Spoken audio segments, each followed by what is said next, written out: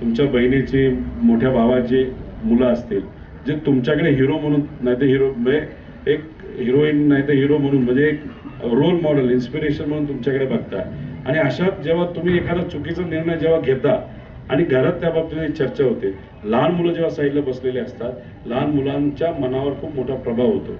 आता मी जी भूमिका घेतली साहेबांबरोबर विचारासाठी लढण्याची, कारण साहेबांनी जो 60 वर्ष विचार जपला तो आत्ता सुद्धा जपत आहेत, त्यांनी त्याच्यामध्ये भूमिका बदललेली नाही.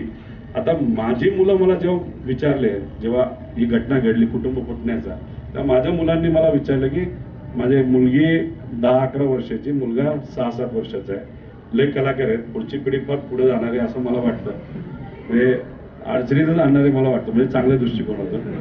आता त्याच्यात त्यांनी मला विचारलं की तू, म्हणजे ते मला अरे तुने म्हणतात, की तू आजोबा बरोबर आहे का काका बरोबर ते सांग, कधी घटना घडली तेव्हा. मी म्हणलो बाबा का बरं, नंतर त्यांचं तुला प्रश्न काय विचारलाय तेवढंच उत्तर दे, म्हणून मी घाबरतो पुढच्या पिढीला.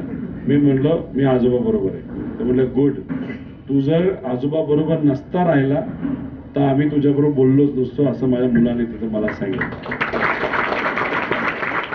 ये वाला लेते हैं। Inverter AC. आप गैम्बलर हो ना? गैम्बलर? जुआ खेलते हो ना? तुम जुआ खेलते हो? अरे नहीं, ये तो कुछ भी बोले जा रहे हैं। इतनी महंगी और नाजुक एसी खरीद कर स्टेबलाइजर नहीं लोगे तो ये जुआ नहीं हुआ तो क्या हुआ? सिर्फ एक फ्लक्चुएशन आपके इन्वर्टर एसी के पार्ट्स को डैमेज कर सकता है। उसे वी गार्ड से सुरक्षित रखिए। V Guard, India's number 1 stabiliser.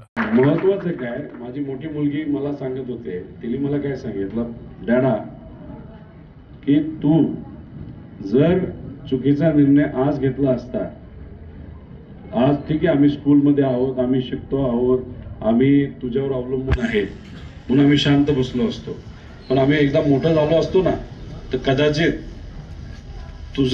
तुलाही आम्ही सांगितलं असतं की आता खूप झालं, तू आम्हाला आता शिकवलं, मोठं केलं, तू तुझं वेगळं घर बघ. म्हणजे त्याचा अर्थ काय की मी जर माझ्या आजोबावर चुकीच्या पद्धतीने वागलो असतो तर मला माझी अशी भीती होती की 15 वर्षानंतर माझी मुलं मला म्हणली असती जा आता गेट आउट, तू दुसऱ्या घरी जा. का ते रेफरन्स देऊ शकलो असता, मला युक्तिवाद का राहिला नसता, कारण मी माझ्या आजोबावर असं वागला असतो. त्यामुळे आपण जे आज वागतो ते आपली पुढची पिढी बघत असते. त्यामुळे तुम्ही जे आहात युवा पिढी, तुमच्यावर पुढची पिढी म्हणजे जे कोणी तुमचे लहान भावंड असते ते तुमच्याकडे रोल मॉडेल म्हणून बघत आहात. त्यामुळे योग्य असा निर्णय या इलेक्शनमध्ये तुम्ही सर्वजण घ्याल असा विश्वास वाटतो. आणि भेदभाव प्लीज कृपा करू नका.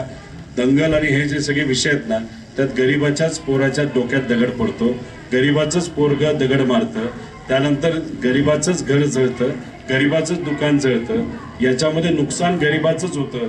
जे कोणी हे घडून आणतात ते एसी मध्ये बसलेले असतात, तमाशा वागतात, त्याच्यात ते पद घेतात, मंत्री बनतात, पण नुकसान हे आपलंच होतं. त्यामुळे उद्याच्या काळामध्ये जाती आणि धार्मिक विषयावर जर कुणी भेदभाव करत असेल त्याच्याकडे दुर्लक्ष करा. त्यांना एवढंच म्हणा, मुद्द्याचं बोला, आमच्यासाठी तुम्ही काय करताय हे सांगा. आणि हा प्रश्न जेव्हा तुम्ही विचारायला लागाल तेव्हा खऱ्या अर्थाने विकास हा होईल. एवढंच इथं सांगतो.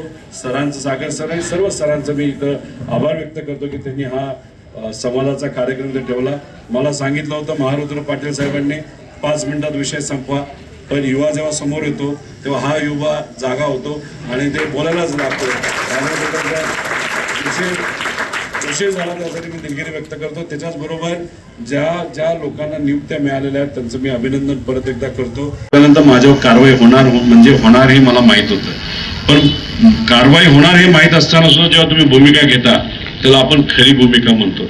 आणि ती भूमिका आपल्या जीवनामध्ये घेणं फार महत्वाचं आहे. लोक सांगतात म्हणून हे करायचं ते करायचं, हे होऊन चालत नाही. आमच्या बऱ्याच कारवाई झाल्यात, अजून बऱ्याच कारवाई होतील.